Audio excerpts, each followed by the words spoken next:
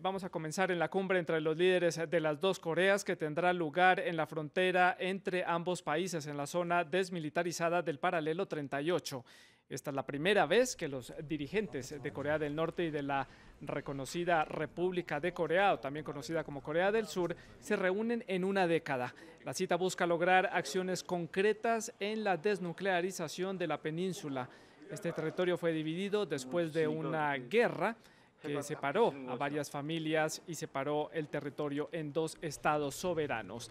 Tristán Ustianovsky nos cuenta más en su reportaje. Es uno de los dramas que acompañó a la división y luego a la guerra de Corea. La separación de miles de familias entre el norte y el sur. El conflicto que arrasó la península entre 1950 y 1953 golpeó más que todo a los civiles. Luego del armisticio y la constitución de la frontera, una barrera de hierro se elevó entre los mismos miembros de numerosas familias. Corea del Norte prohíbe cualquier comunicación transfronteriza directa. No hay teléfono ni cartas. Por lo cual estas familias no tuvieron ningún tipo de contacto durante décadas. Tras el primer acercamiento histórico del año 2000, se permitieron las primeras reuniones de familias en eventos como este. Escenario de reencuentro para familiares que no se habían visto desde la guerra. Pensé que no nos volveríamos a ver. Cuando hace 3 días me facilitaron la visita, no podía decir si era real o un sueño. Los dos países habían inicialmente acordado organizar un reencuentro por año, pero las tensiones geopolíticas no lo permitieron.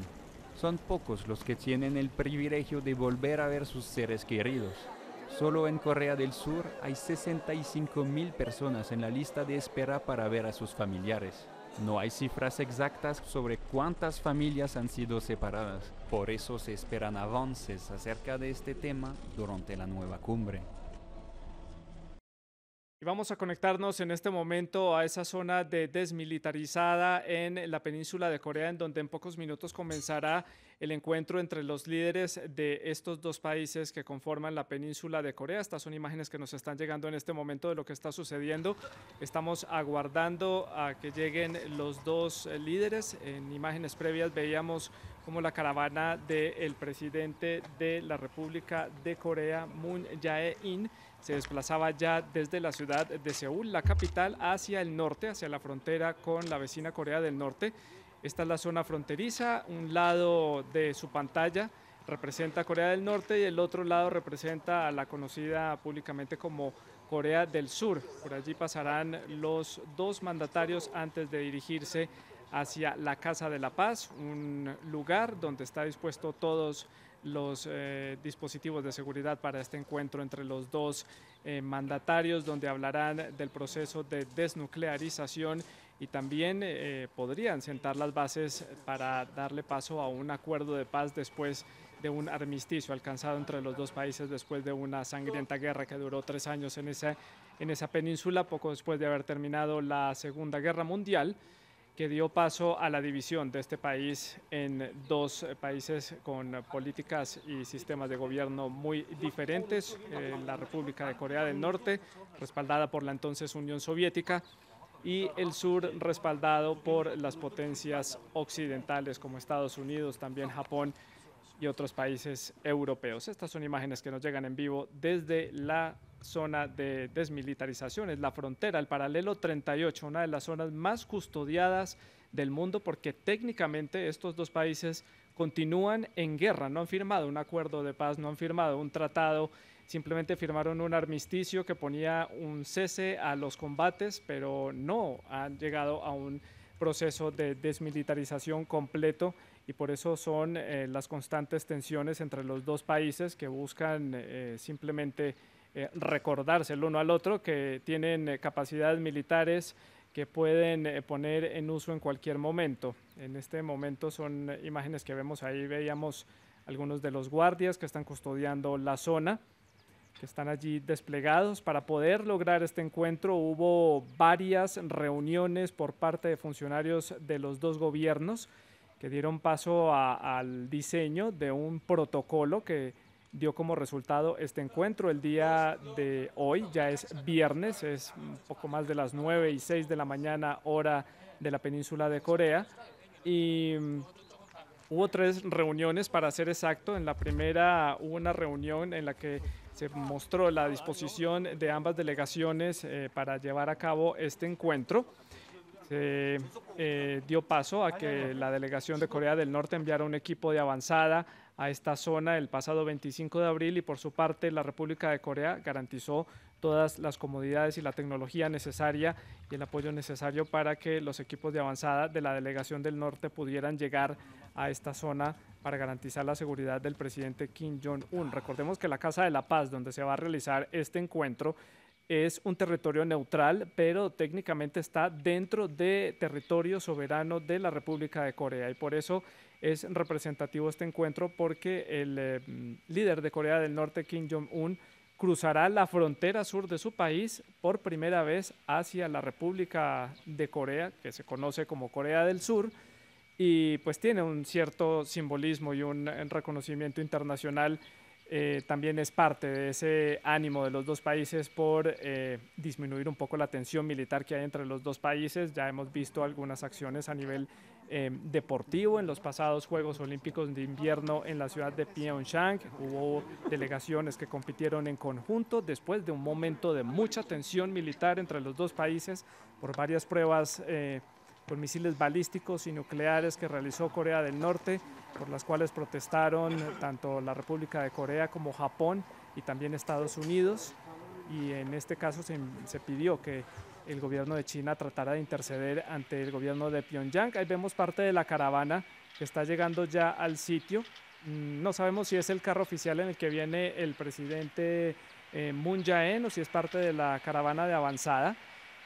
Es parte de lo que estamos viendo en este momento. Vamos a dejar el sonido ambiente de esta llegada del presidente Moon Jae-in o de su delegación a esta zona desmilitarizada en la frontera con Corea del Norte.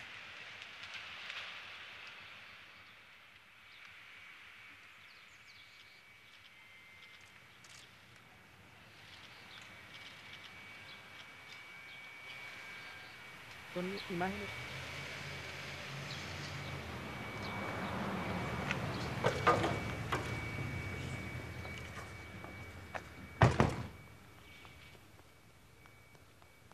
Son imágenes en vivo que nos llegan desde la zona desmilitarizada en la frontera entre las dos Coreas. Ya hace su arribo uno de los primeros automóviles. Vamos a ver de quién se trata, quién es el primero de los dos funcionarios, de los dos líderes que se baja de este automóvil, o si es, bueno, ya lo tenemos en la imagen, es el presidente de la República de Corea, Moon Jae-in. Ya está saludando a parte de las delegaciones que están allí dispuestas para este encuentro, en el que, aparte de un protocolo de seguridad muy extenso, también hay un protocolo para una cena que van a tener, un almuerzo que van a tener los dos mandatarios, en el que se combinan diferentes platos típicos de la cocina de los dos países. Esto es parte del protocolo, llegar a esta Casa de la Paz, como se le conoce a este recinto.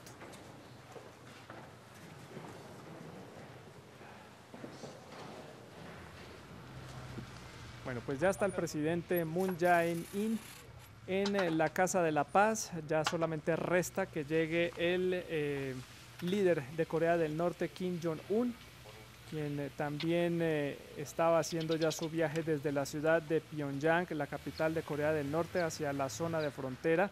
También vale la pena destacar de este evento, de este encuentro, que por primera vez hay presencia de prensa extranjera. En otros encuentros que hubo hace poco más de una década, no se permitió la llegada de periodistas extranjeros, solamente delegados de los medios de comunicación de Corea y funcionarios de la cadena estatal de Corea del Norte fueron los encargados de contarle al mundo lo que sucedía en este encuentro. En esta ocasión, A partir del 25 de abril, los dos países acordaron la presencia de periodistas extranjeros. 869 personas fueron acreditadas, 184 medios de comunicación de 36 países diferentes, la mayoría de ellos del continente asiático, que es la zona donde geográficamente se encuentran estos países, y por lo tanto lo que suceda en este encuentro pues tiene más repercusión para países vecinos como China, como Rusia, como Japón y otros países de la región del Pacífico.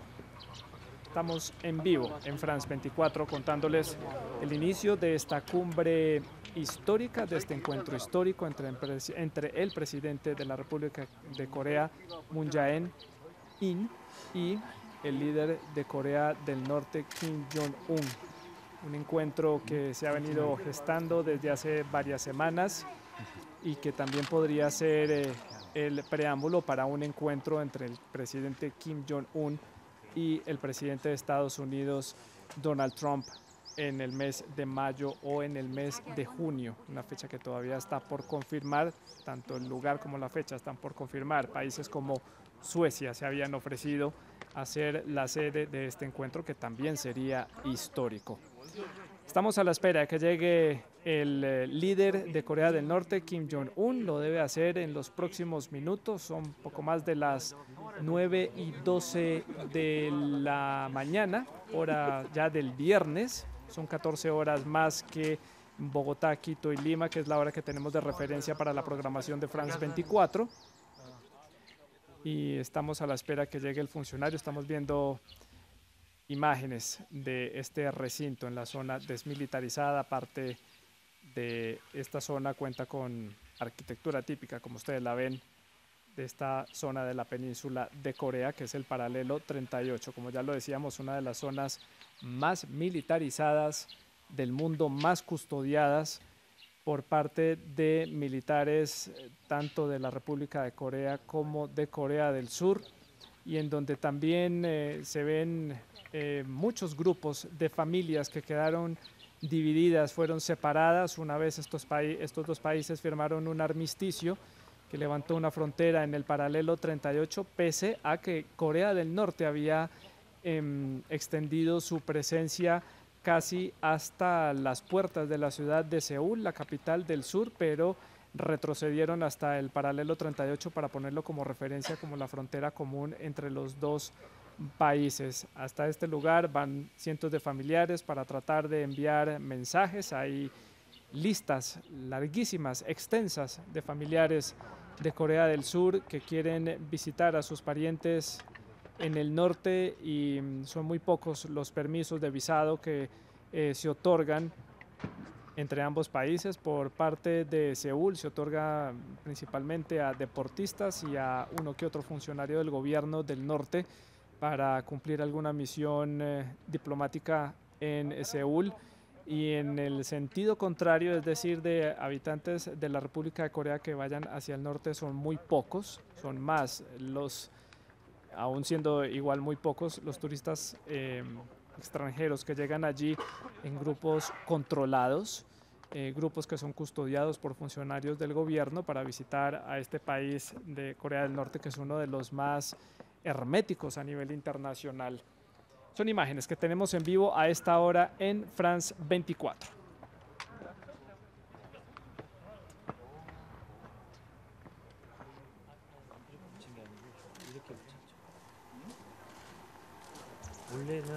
원래 길이었고요. 이렇게 직선. 예, 원래가. 여기 다리는 예.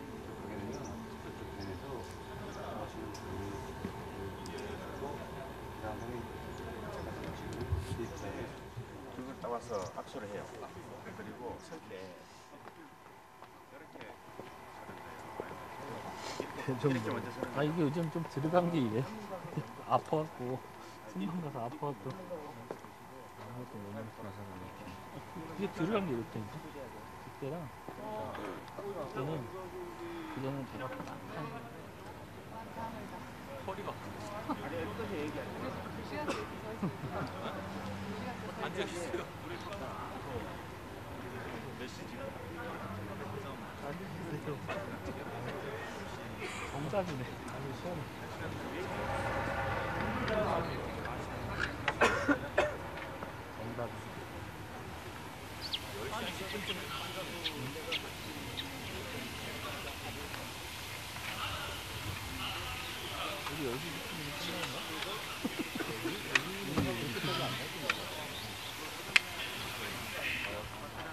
7분 걸리지 않을까?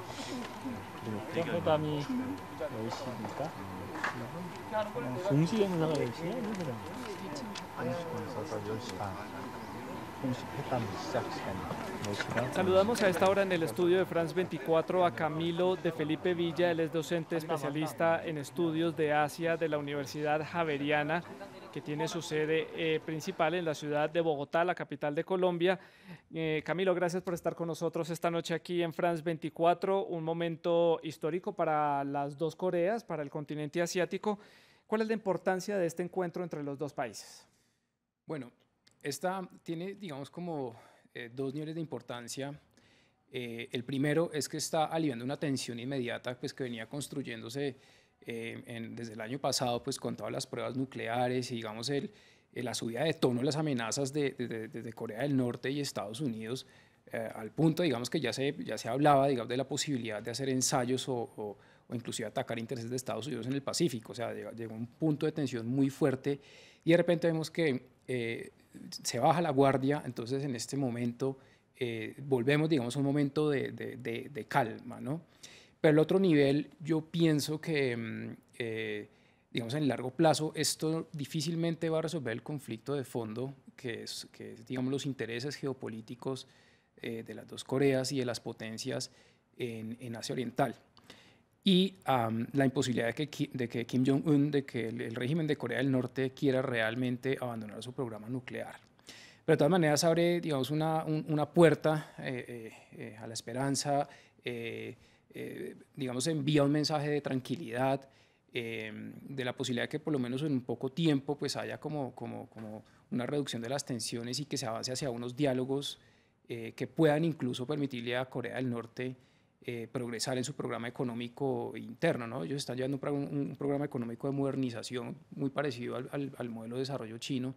Entonces, esto, digamos, podría oxigenar un poco el régimen, si se quiere, pero nunca con la opción de abandonar el programa nuclear, pese a que han dicho que lo van a detener. Es decir, ellos han dicho vamos a detener esto, vamos a desmontar algunas instalaciones, pero ello no implica necesariamente que de nuevo que se acabe el programa. Es decir, esto es normal cuando las potencias ensayan bombas nucleares, pueden volver a armar todo esto. Sí. Y bueno, también son muchas sorpresas, ¿no? Es decir, lo que pasa entre la cumbre entre Estados Unidos y Corea del Norte es realmente lo que va a determinar el futuro. Esto es una antesala para ello. Esta es una dinámica que ya hemos visto antes. Hace más de una década un tipo de reunión similar ocurrió, también un acercamiento entre Seúl y Pyongyang, y también estas cúspides de tensión entre los dos países y Estados Unidos y Japón, también lo hemos visto con anterioridad. Lo hemos visto en momentos en que, por ejemplo, Corea del Norte está padeciendo hambrunas, necesita ayuda humanitaria y la dinámica que ha sido muy criticada a nivel internacional es: hace este tipo de acciones militares para llamar la atención internacional, luego se sienta a negociar con países de Europa o con Estados Unidos para recibir ayuda humanitaria. En este caso, ¿cuál es el contexto en el que está Corea del Norte para haber llevado la atención militar un poco más allá de lo que hemos visto en años anteriores y para estar entonces en esta mesa de diálogo? Bueno, esto viene desde el cambio de régimen desde su padre Kim Jong-il hasta ahora. Pues Kim Jong-un ha tenido que ganarse la confianza pues del ala militar, digamos, de todo lo que es el gobierno central en Corea del Norte y de la población. Y esto se ha hecho a partir digamos, de mantener la continuidad de un discurso de una Corea poderosa, de una Corea pues, que es capaz de rivalizar con Estados Unidos y obviamente poniendo a Estados Unidos como el gran enemigo de la región y de Corea, ¿no? en un constante estado de amenaza. Entonces, ese sería el primer elemento, como reforzar, digamos, los elementos que venían desde antes, incluso de la fundación de Corea en el 53 con Kim Il-sung, con esta política de línea dura. Actualmente, y bueno, ya digamos en lo más inmediato, lo que vemos es ya el programa nuclear y armamentístico general de Corea del Norte ha madurado mucho, ya existe, digamos, ya llegaron a un punto en que pueden considerarse una potencia nuclear y se quieren mantener ahí, porque sobre esa base han construido su discurso de país, ¿no? Es decir, la energía nuclear, el arma nuclear equivale a modernización en el mejor de los casos. Y por otro lado, como decía, digamos, se ven dentro de Corea del Norte como unos indicios de reformas de economía de mercado, digamos, unos elementos muy puntuales que corresponden a una política de Kim Jong-un de avanzar nuclearmente, pero también en reformas económicas. Entonces se ve la introducción de 9 pequeños experimentos de economía de mercado que están generando cierta prosperidad. O sea, el ciudadano de Corea del Norte, a lo menos de Pyongyang, que se sepa, porque esto, digamos, información que viene de sectores. Es un país muy hermético. Correcto. ¿No? Se sabe muy poco de la vida al interior del país. Exactamente. Entonces, pero bueno, se sabe que ya existen unos experimentos de economía de mercado, entonces surge una clase media. Entonces hay, digamos, una promesa de desarrollo, ¿sí? Por lo económico, pero al mismo tiempo sin renunciar a las armas nucleares. Entonces, de nuevo, creo que se está repitiendo el pasado. Lo que está buscando Kim Jong-un es seguir otra vez, digamos, mantener esta pausa, lograr, yo creo que se van a lograr como ciertos puntos en cooperación, como ha sido en el pasado, para continuar precisamente con su programa económico, bueno, incluso su construcción como país militarizado, Sí. ¿no? Que es como lo más polémico. Pero siempre teniendo como carta sobre la mesa el armisticio, el programa nuclear, como cartas de juego del Sí. gobierno de Pyongyang para lograr lo que busca, y teniendo como ejemplo la economía china, que es un país comunista, pero que ha tenido una apertura económica en las últimas décadas que ha funcionado, bueno, para nadie es un misterio el gigante económico que es, pero otros países de la región, como por ejemplo Vietnam, que también tiene un sistema comunista, pero ya ha tenido una apertura económica, ha funcionado bien esta apertura, entonces tienen el ejemplo de mantener el régimen y hacer una apertura económica que a lo mejor puede mejorar, pues lo que usted dice, las condiciones de vida y mantener, garantizar el abastecimiento de los implementos que necesitan para la elaboración de sus misiles balísticos con capacidad nuclear y con capacidad intercontinental, que eso es lo que sorprendió en los últimos ensayos que afirmaron y demostraron a la comunidad internacional tener misiles que tienen la capacidad de llegar a territorio de Estados Unidos, no a territorio de la isla de Guam, que es una isla de Estados Unidos donde hay una base militar grande en el Pacífico entre Filipinas y Hawái, sino el territorio de la costa del estado de California, en la costa del Pacífico. Eso a Estados Unidos ya le cambia por completo la mirada hacia Corea del Norte. Ya no lo ve como una pequeña amenaza que está lejos, sino que ya lo ve como algo que inminentemente puede afectarlos. Correcto, correcto. Es otra forma. Bueno, ahí tenemos las imágenes que nos están llegando en vivo desde Corea. Vemos al presidente de la República de Corea, Moon Jae-in, está saliendo de la Casa de la Paz, este recinto que, como decíamos, fue adecuado para este tipo de encuentros. Mucha prensa, mucha custodia militar, muchos funcionarios allí en el lugar. Como ya lo decíamos, casi 800 periodistas internacionales están allí en el lugar. Y pues, Felipe, no sé, Camilo, perdón, no sé si usted pues, coincidirá conmigo en que de pronto ya el presidente está saliendo porque se acerca o está por llegar Kim Jong-un al lugar. Es posible. Sí. Es posible que ya sea para ese encuentro, para estrechar manos en ese primer saludo. Un encuentro histórico, aunque ya ha habido varias, no sé si usted tenga en su memoria algunos encuentros recientes, tanto de funcionarios o de personas de alto gobierno que hayan tenido acercamientos entre los dos gobiernos en el corto tiempo. No, realmente este es el primer encuentro de este nivel que se ve, ¿sí? Las últimas veces fueron en el 2009, 2012 y fueron encuentros pues que igual que los anteriores desde el 92 terminaron en un fracaso porque se hicieron muchos compromisos incluso de desnuclearización y ninguna de las dos partes, pues aquí Estados Unidos y Corea del Norte cumplió. Entonces, incluso el miedo en este momento es que sea más de lo mismo, realmente, y bueno, digamos, los analistas en Estados Unidos coinciden en que efectivamente será así. De nuevo, que Corea del Norte no se va a desnuclearizar, pues, que su capacidad va a estar ahí, es algo en lo que le ha invertido mucho tiempo, mucho esfuerzo, Sí. y no es algo que, y se ha construido Corea del Norte a partir de ese discurso, ¿no? Entonces, Y con muy ese difícil. panorama, ¿cómo queda, por ejemplo, Japón, que es un país que depende militarmente de Estados Unidos? Tiene, si no estoy mal, 7 bases militares en diferentes islas japonesas que son de Estados Unidos y protege el territorio, pero queda en la mitad del camino Sí. de las pruebas nucleares. ¿Cómo quedaría entonces ahí Japón ante ese panorama de una amenaza nuclear que no van a dejar de lado aparentemente? El panorama de Japón es negativo, se vaya, digamos, si hay digamos, una hipotética desnuclearización de Corea, eso, digamos, implicaría un poco que Estados Unidos podría retirarse total o parcialmente de Japón. Pero si se retira de Japón, si Japón se siente insegura por este hecho, entonces todas estas voces nacionalistas que estamos viendo en Japón, incluso en conexión con el gobierno del primer ministro Shinzo Abe, que tiene conexiones con el ala radical, pues esto implicaría que Japón volvería a ser una nación con soberanía militar, es decir, se armaría. ¿Sí? Entonces, ese armar de Japón despertaría miedos del pasado, de la Segunda Guerra Mundial, años 50 y demás, cuando fue un imperio en Asia y masacró China, bueno, colonizó los países del sudeste de Asia, y este hecho llevado pues a la actualidad despertaría otra vez estos miedos. O sea, hay un miedo sobre Japón, y si Japón llega pues digamos concretamente el artículo 9 de la Constitución de Japón le prohíbe tener unas fuerzas militares con capacidad de ataque, ¿sí? Son más defensivas. Si las llega a desarrollar, se despierta un dilema de seguridad en la región. Entonces China reaccionaría, Corea del Norte se pondría muy nerviosa, Corea del Norte probablemente también, ¿sí? Porque no habría una especie de garantía de seguridad. Rusia también empezaría a mirar con otros ojos a Japón. Es un país con el que tienen incluso una disputa territorial también.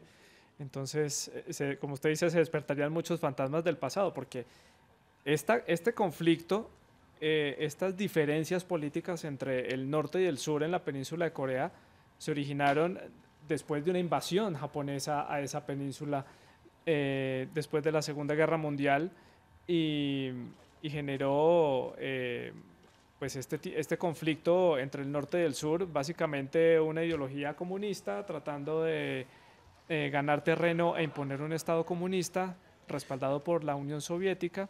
Ahí tenemos la imagen. Ah, mira, sí. Esta es la imagen del momento. Es Kim Jong-un llegando a esta zona de desmilitarización con toda su delegación, saliendo del lado norte de la frontera. Digamos acá, más que ser una cuestión de comunismo o capitalismo, es una cuestión geopolítica. Es el problema de la geografía, la ubicación de Corea como una península a medio camino entre Asia y el resto del mundo. Es una zona muy en la puerta de China y sí. en la puerta trasera de Rusia en el Pacífico. Entonces la Guerra Fría, que era lo que usted estaba mencionando, que el primer golpe fue la Guerra de Corea, realmente fue por eso, por tener control de esta zona estratégica, que al día de hoy lo sigue siendo y lo ha sido incluso antes desde la misma confrontación en la Guerra Fría. Japón alguna vez tuvo que invadir Corea en 1599 para mantener su perímetro de seguridad. Y China pues también ha mantenido esa zona históricamente como una especie bueno, de ahí tapón vamos a tener la imagen que estamos esperando, es el encuentro entre los dos mandatarios. Kim Jong-un acercándose al presidente Moon Jae-in. Y ahí los tenemos. El apretón de manos entre los dos mandatarios, pero cada uno de su lado del territorio. Y en los dos encuentros, en los 3 encuentros previos que hubo a esta gran reunión, ahí va a cruzar la frontera, ya está en territorio de la República de Corea. Es oficial. Primera vez oficial, esto es un momento histórico para los dos países. Completamente histórico. Kim Jong-un conoce más Occidente, conoce Corea del Sur, es joven, ¿no? Él ha estado en Suiza, él conoce estudió un en poco Europa. más, sí. Entonces, digamos que aquí hay una posibilidad de un mejor diálogo con esta realidad coreana y la posibilidad incluso, ¿por qué no?, de modernizar el país. Es decir, esto es especulativo, pero... Sí, pero tal vez el haber tenido una educación occidental y haber visto la modernidad de la sociedad europea le puede dar una visión distinta y pues puede ser y la misma coreana. Ellos conocen el gran desarrollo que tiene Corea del Sur. una potencia económica, ahí vienen los dos. Aquí, los digamos, dos líderes. como el gesto de Kim Jong-un, él es el que extiende la mano Ujú. largo, ¿no? Es decir, hay una jerarquía, él respeta una jerarquía, un respeto hacia su mayor. Sí, ¿no? que es Muy- es el modo en el que él está, Muy es su confuciano. ambiente natural, donde él es el que ejerce el poder. Bueno, él recibe unas flores por parte de niños coreanos. Una foto oficial ante los medios. Un momento muy importante para estos dos países y bueno, para la comunidad internacional. Es un ejemplo también de diplomacia entre los dos países, un encuentro esperado por la comunidad internacional porque la escalada de la tensión militar entre los dos países, como usted lo decía, llegó a un punto de agresividad entre los mandatarios, entre la forma en que se trataban incluso los Kim Jong-un y el presidente Donald Trump, pues que ya salía de toda diplomacia y de toda cordialidad y respeto también Sí, entre, sí, los exacto. dos, Sí. entre los dos presidentes. Ahí los vemos caminando por esta alfombra roja, parte también del protocolo. Recordemos, Kim Jong-un en este momento está en territorio de la República de Corea. Y mire con que usa nosotros. símbolos tradicionales de la cultura de ellos cuando eran Unificados. un reino, ¿no? De Choson y Koryo. Entonces, digamos, esta visita está cargada de estos simbolismos. De hecho, los platos, la distancia que hay entre Kim Jong-un y el presidente Moon es 2018 milímetros, si no estoy mal, que simboliza pues esta fecha. El postre es una Corea unificada. La entrada creo que es un plato suizo para recordarle a Kim Jong-un su estancia allá. Y aquí claramente pues vemos un despliegue de cuando éramos un solo país, en tiempos premodernos. Sí, con atuendos muy protocolarios, pero sí, y hubo uno de los platos, es una versión, una interpretación coreana del famoso rosti suizo. Sí. Sí, como usted dice, haciendo alusión a esos años de joven universitario en Suiza, en completo anonimato. Nadie Sí. sabía que era el hijo del entonces presidente de Corea del Norte. Y allí desarrolló un gusto muy particular por la pizza italiana y por videojuegos. los autos Fiat, también italianos. Tiene un gusto particular por cosas italianas. Están en medio de la bandera coreana, rojo y azul, los símbolos del yin y el yang de la bandera coreana. Curioso.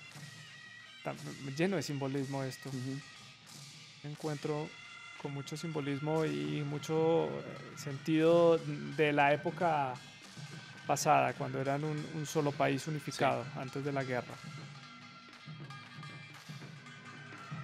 Nos vemos caminando desde el punto fronterizo, desde el paralelo 38 hasta la Casa de la Paz. La Casa de la Paz está en esa zona desmilitarizada, pero está oficialmente en territorio de Corea, que se conoce como Corea del Sur. En realidad su nombre oficial es República de Corea.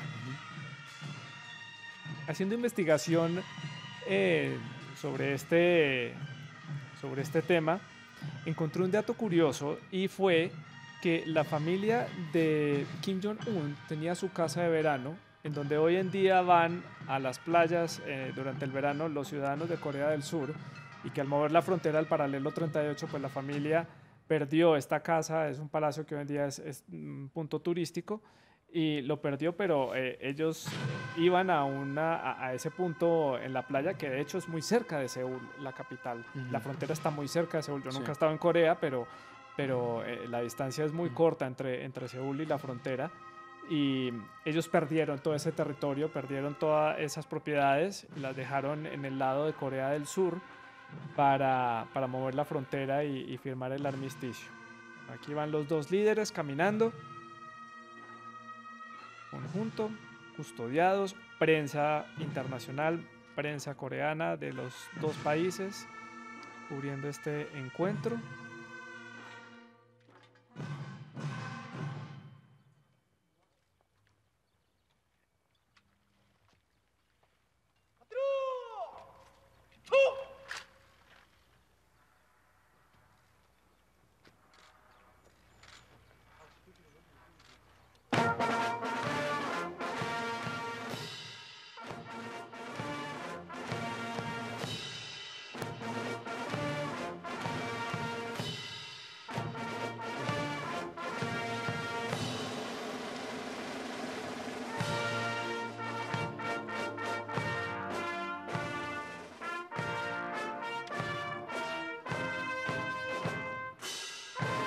del presidente Moon podemos intuir que se trata de uno de los himnos, tal vez el himno de la República de Corea. Están haciendo los saludos, los honores militares para este encuentro.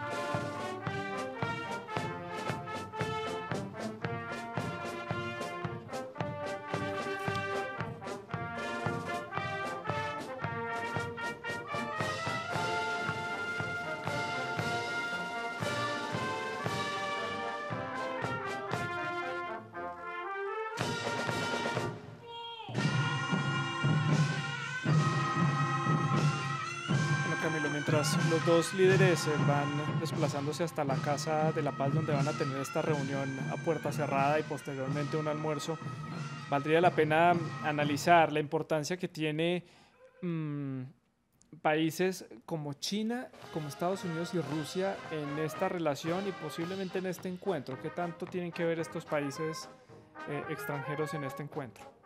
Bueno, todos necesitan que haya estabilidad en la península, que haya paz, sí, es lo primero. Por eso viene bien este encuentro. Esto es una zona neurálgica del comercio internacional y de nuevo geopolíticamente hablando o geoeconómicamente hablando, pues la hace muy importante. Es una zona de tránsito, en fin, una zona muy importante para la estabilidad. En ese sentido, digamos, conectándolo con China, va a ser la primera interesada en la estabilidad, entre otras cosas, pues por la proyección que está teniendo económicamente en Asia-Pacífico, incluso en el marco del proyecto de la gran ruta de la seda en esta versión moderna, que incluye pues una conectividad de China con esta parte del mundo y con Europa. Entonces es fundamental esa estabilidad.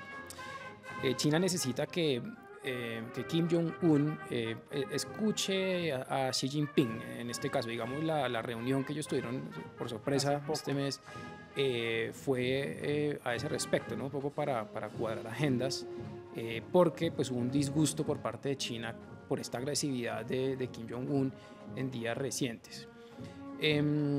A Rusia también le interesa que haya estabilidad en este campo, porque también tiene interés geoeconómico en poder acceder a las aguas del Pacífico, pues a las aguas, digamos, del Mar del Este, y, digamos, expandir toda su presencia económica en ese oriente ruso que, bueno, necesita un poco más de presencia de Rusia. Bueno, Japón sin duda alguna, porque sobre Japón cruzan los misiles y definitivamente sobre Corea del Sur. Ahora, eso, digamos, en términos económicos, pero en términos estratégicos, en términos ya hablando de intereses geopolíticos, también es una arena de confrontación, desafortunadamente, entre los intereses de estas potencias. A Rusia, digamos, acá es un espacio también para confrontarse con Estados Unidos, y lo hace pues desobedeciendo, de forma indirecta, desobedeciendo las sanciones que se impusieron sobre Corea del Norte. Las hace pues comerciando con Corea del Norte, dándoles petróleo por los canales informales, que estos abundan mucho en la frontera entre Corea del Norte con China y con Rusia. Esto, digamos, ha sido como un respiro, ¿no?, para la economía coreana. Entonces aprovecha, digamos, Rusia y China incluso para mandarle un mensaje un poco a Estados Unidos de quién es el líder natural en la región, y en este caso es China, que lo ha sido históricamente. Es decir, aquí Estados Unidos y Europa han sido unos invitados que llegan acá desde las épocas de la colonización, pero quien realmente ha tenido digamos, la parada acá ha sido China, por cuestiones de ubicación geográfica. Además es el soporte económico de la economía de Corea del Norte, porque muchos productos que son hechos en Corea del Norte, muchas maquilas de productos textiles pasan a China, donde reciben la etiqueta de Made in China, porque a nivel internacional no pueden ser comerciados con la etiqueta de hecho en Corea del Norte por las sanciones económicas que hay, y China las pasa ya luego al mercado internacional. Entonces es el puente para muchos productos. Y al contrario, o sea, el 80% de lo que se vende en Corea del Norte tiene origen en China, pero más allá, digamos, está el problema del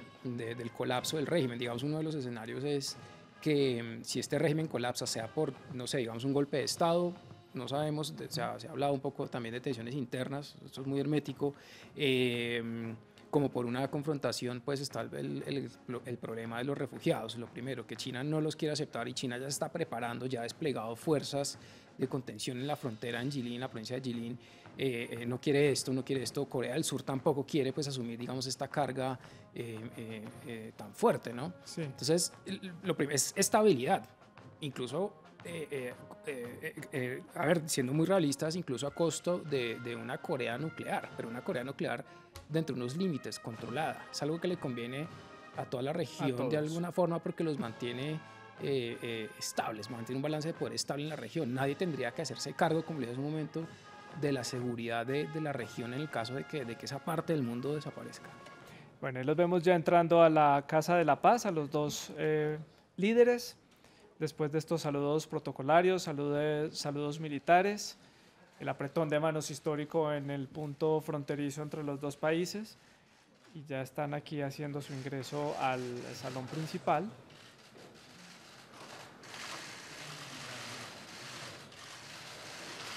Kim Jong-un hará la firma oficial, como corresponde en este tipo de actos, del libro de visitas. Estar por primera vez en el sur de la península, en su país vecino del sur.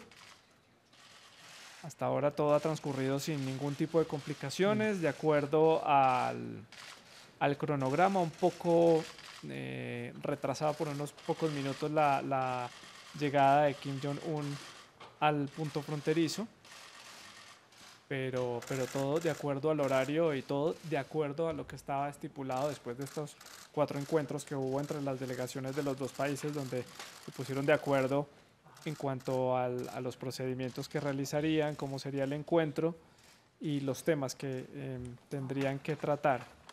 Vamos a ver esta primera foto oficial de los dos presidentes, líderes de las dos repúblicas que conforman la península de Corea.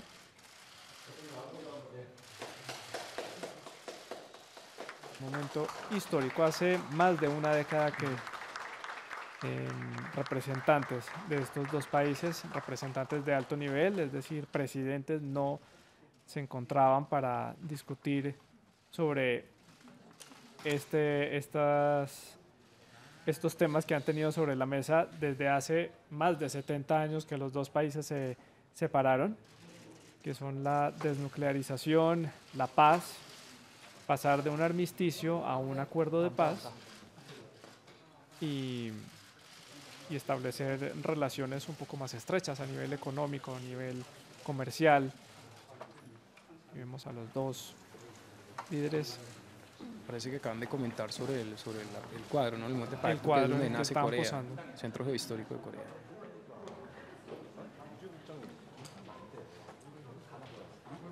Y ahí empieza este encuentro privado entre los dos líderes a puerta cerrada.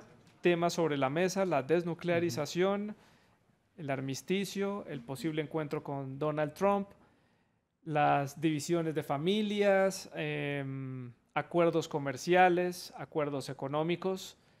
Un país, en este caso la República de Corea, es uno de las grandes economías de la región, logró florecer de una forma impresionante, un milagro económico después de la guerra en la década del 50, y la República de Corea del Norte, que tiene una economía cerrada. Allá iba mi siguiente pregunta. Siendo este país un país tan hermético, con tantas restricciones a nivel internacional a la hora de tener relaciones y comercio con otras naciones, que prácticamente todo lo tiene que hacer a través de China, ¿De qué vive este régimen? ¿Cómo hace para mantenerse este régimen y cómo este país se mantiene económicamente siendo tan cerrado?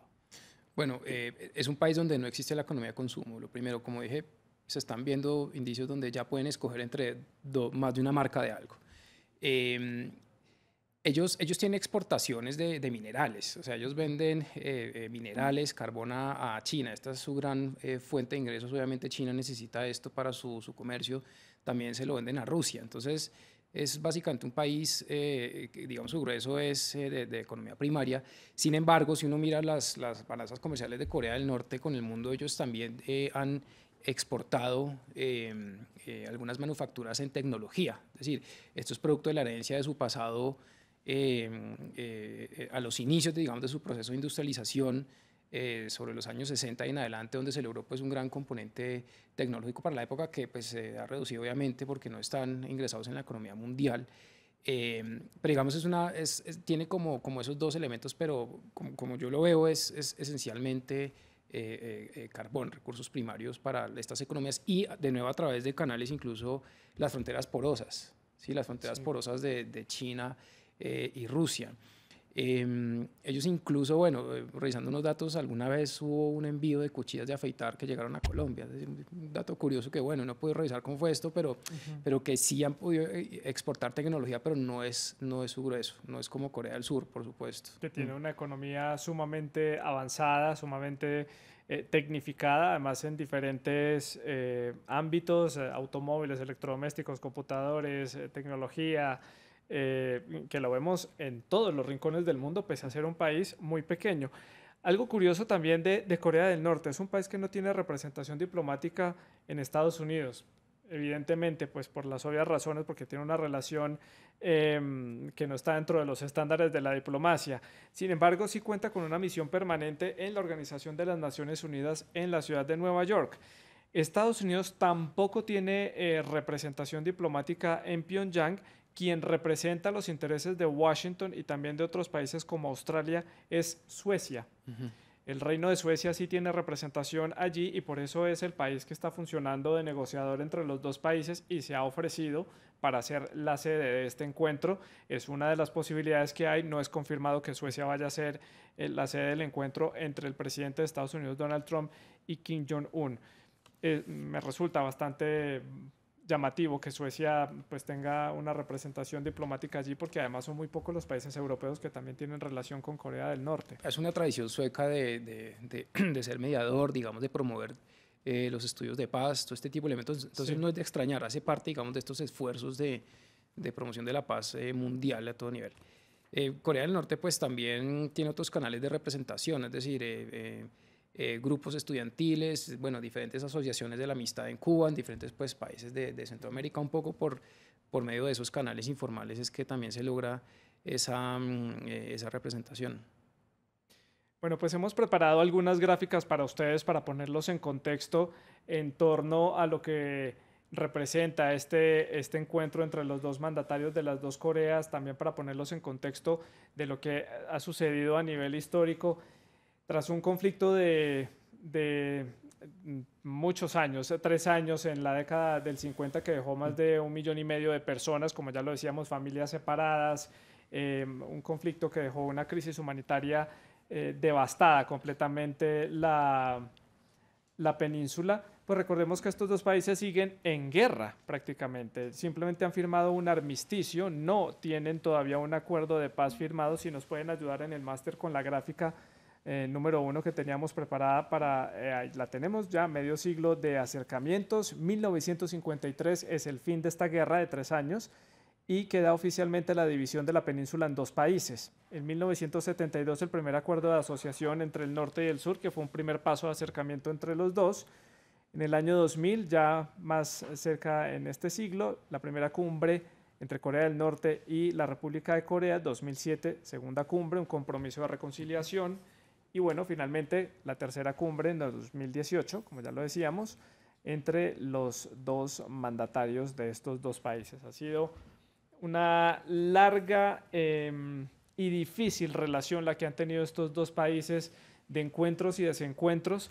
¿Cree usted que estén las bases para que se empiecen a dar los primeros pasos hacia un acuerdo de paz, que los dos países sigan siendo independientes, cada uno con sus modelos económicos separados, pero que haya por fin entre las dos Coreas un acuerdo de paz? Lo que pasa es que es cómo entendemos acuerdo de paz. Digamos, eso es lo que viene a negociarse realmente. Hoy se va a sentar sobre la mesa qué va a significar eso, aunque pues ya pues por otros canales se ha venido definiendo cómo se van a mejorar las relaciones. Pero digamos aquí hay algo que es esencial y es el tema de la desnuclearización y cuáles van a ser los términos y cómo entiende cada uno qué significa desnuclearización. Siendo ese el punto más sensible, pues, a ver, ¿qué se viene? Digamos, uno podría intuir un poco también lo que se venía haciendo en cumbres anteriores, incluso desde el 92, que, bueno, posiblemente Corea permita el ingreso a través de inspectores, bueno, desmantelar sus instalaciones nucleares, como dar unas señas, digamos, como de desarme, pero nunca abandonando, digamos, como su capacidad técnica, que eso sería para un despliegue futuro. Entonces, eso podría darse también pues la apertura a través del complejo industrial que ellos son bueno, en la frontera, es un esquema de cooperación. Digamos, este tipo de símbolos podrían darse. Ahora, Estados Unidos, ¿cómo reaccionaría? ¿No? Es decir, aquí hay que ver una cosa, es que las dos Coreas son mensajeros de China y de Estados Unidos respectivamente, ¿no? Con sus intereses geopolíticos. Entonces, ellos son los que van a estar presionando por Corea del Norte, pues por retirar, digamos, la presencia militar en buena parte de Estados Unidos en la región y digamos, el sistema de misiles que defiende a Corea del Sur y obviamente pues Corea del Sur con Estados Unidos y China pues a desmantelar el programa nuclear. Entonces va a haber cosas del corto plazo. Sí, porque los dos países, da la sensación que los dos países pueden llegar a tener acuerdos en cosas que pueden ser muy, muy básicas a simple vista, como por ejemplo participar en conjunto en unos Juegos Olímpicos, que fue muy representativo a nivel internacional, que da la sensación que entonces Pyongyang y Seúl sí pueden tener puntos de acuerdo, pero luego cuando entran estos actores internacionales es donde empiezan ya las discrepancias y donde empiezan los temas álgidos entre los dos gobiernos y donde no ha habido punto de acuerdo a lo largo de estos años, porque desde hace más de 30 años Corea del Norte empezó a desarrollar sus propios misiles balísticos con ayuda de tecnología de la entonces Unión Soviética y de China. Fue un tema que preocupó rápidamente a todos sus vecinos en la región del Pacífico y por supuesto también a Europa y a los Estados Unidos. Veamos esta siguiente gráfica que hemos preparado en la que podemos ver un poco más sobre este tema. En el transcurso de estos años el alcance teórico, porque no es comprobado, de este armamento norcoreano ha estado creciendo hasta llegar hasta que ellos dicen que tienen un alcance de 8.000 hasta 13.000 kilómetros, que eso les daría la capacidad de llegar hasta las costas de Estados Unidos, alcanzar muy fácilmente la isla de Guam, que es una isla de Estados Unidos en el Pacífico, donde hay una base militar estratégica, una isla que fue española durante muchos años y pasó a manos de los Estados Unidos. Y pues esta es básicamente la herramienta de intimidación que tiene Norcorea para imponerse en el escenario internacional. No es un actor económico grande, no es un actor tecnológico grande y destacado, simplemente llama la atención de la comunidad internacional por este programa de misiles que incluso también vemos ahí que podría llegar hasta el norte de Australia, que está en el sur del Océano Pacífico y que es uno de los países que también ha estado siguiéndole el paso y el minuto a minuto a esta tensión creciente entre Estados Unidos, Japón, Corea del Norte, Rusia y China. Es parte de lo que tiene pues entonces en este momento sentados a los dos presidentes conversando. Este programa de misiles balísticos con cabezas nucleares que a Estados Unidos le preocupa mucho. El potencial ha sido el objeto de estas discusiones entre los dos países. Ese encuentro entre Donald Trump y entre Kim Jong-un, que podría llevarse a cabo en el próximo mes de junio o en el mes de mayo, como decíamos, Suecia se había ofrecido a ser la sede de este encuentro, hablaría entre otros temas, la desnuclearización y también el tema de este estudiante de Estados Unidos que fue arrestado en Corea del Norte y que falleció allí, que fue como uno de los detonantes en la relación entre los dos países. Tal vez ahí no tiene una deuda pendiente Corea del Norte que le da un poco más de margen a Estados Unidos para negociar algo. Corea del Norte en ese aspecto tiene deuda con todos, porque desde el final de la guerra, bueno, de la primera confrontación en el 53, pues ellos han venido secuestrando gente en Japón, en Corea, etcétera. O sea, no es la primera vez que se da esto de ciudadanos extranjeros que mueren o están atrapados en Corea. De hecho, todavía estamos hablando de unos ciudadanos japoneses que están desaparecidos por cuenta de unos secuestros y demás. Pero esto, digamos, toca una cuestión sensible y es, bueno, la responsabilidad que tendría el régimen en temas de derechos humanos. Que pues, es muy cuestionado en eso a nivel correcto. internacional. Y lo que pasa dentro de Corea del Norte es absolutamente terrible. Yo creo que el día que eso uno pueda ver, digamos, más allá de Pyongyang, que hay en estos temas, va a haber unas cosas muy complicadas, porque ya los desertores lo han hablado, la inteligencia habla de torturas, bueno, en fin, lo impensable. Entonces, este es uno de los problemas, que ante, digamos, una eventual, no sé, reunificación o algo así, pues inmediatamente estaríamos hablando de la posibilidad de someter a muchísimos funcionarios del gobierno y claro, delegados militares a una corte internacional, y eso es obviamente algo que el régimen de Kim Jong-un no va a querer, incluso el mismo Kim Jong-un como responsable directo final. Además que lo niegan a carta cabal. Ellos no aceptan las críticas en términos de las violaciones a los derechos humanos. Para ellos no hacen parte de ninguno de estos acuerdos y están por fuera, y eso les da también carta blanca para hacer lo que quieran al interior de las fronteras del país de Corea del Norte. Pues Camilo, le doy las gracias por haber estado con nosotros aquí en esta emisión de France 24, por habernos acompañado, ayudado a entender este momento histórico para estos dos países. A ustedes les recuerdo que pueden continuar con la programación de France 24, pueden encontrar este especial y otros eventos de nuestra programación en nuestra página web france24.com. Siga con nosotros.